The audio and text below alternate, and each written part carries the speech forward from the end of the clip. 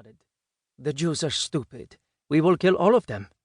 Kantar knew that neither one of those assertions were true, and he was about to warn Alawi about the dangers inherent in underestimating an enemy when he thought better of it. Why bother?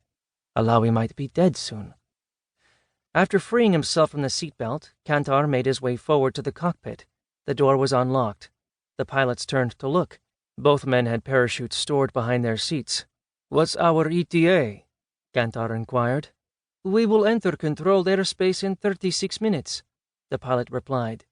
"Good," Kantar replied. "We'll get ready."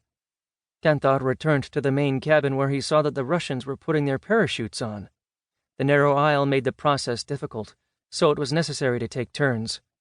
Each man would get up, move to the aisle, and strap his chute on while Colonel Arseny Gortov watched.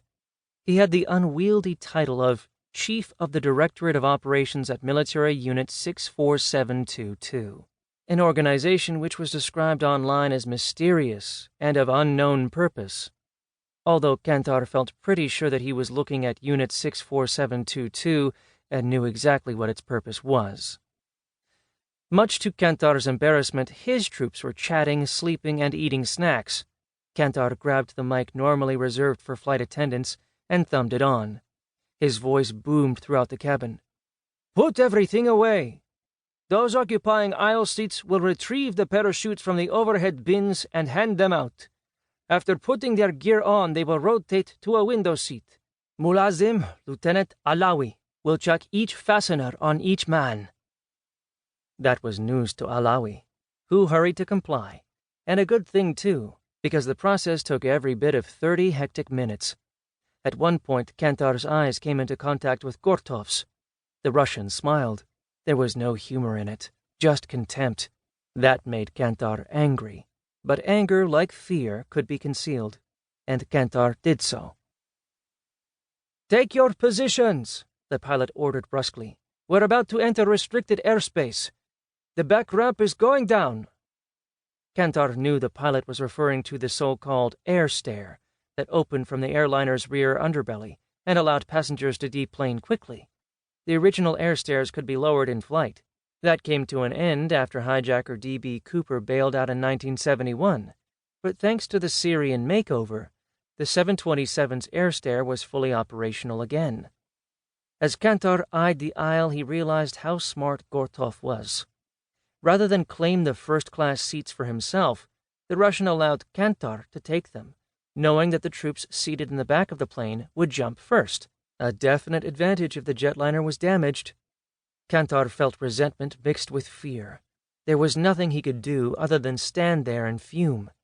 Maybe it wouldn't make any difference. Maybe things would go smoothly.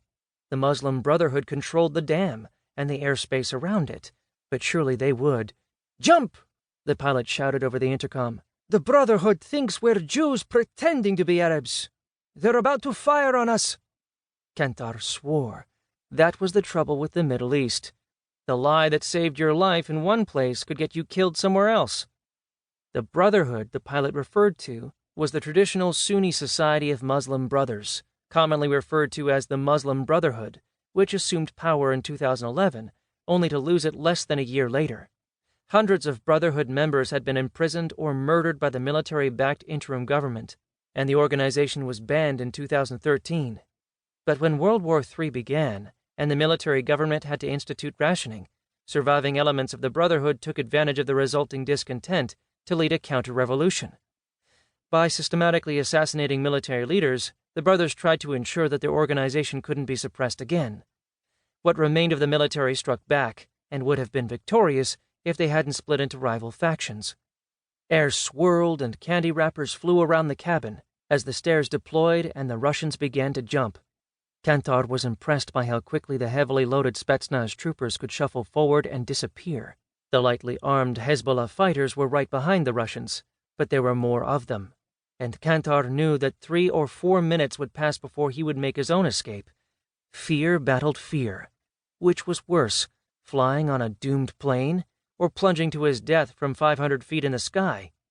Yes, he and his men had some training, which was to say a single jump. What Kantar's troops didn't realize was their commanding officer screamed all the way down, and because he landed in a pond...